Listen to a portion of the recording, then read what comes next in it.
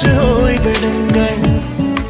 அவள் வந்து விட்டாள், அவள் வந்து விட்டாள்.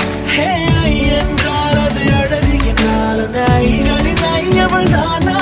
ஹே ஐ என்றால் அது கடவுள் என்றால் அந்த கடவுளின் துகள் அவள் தானா?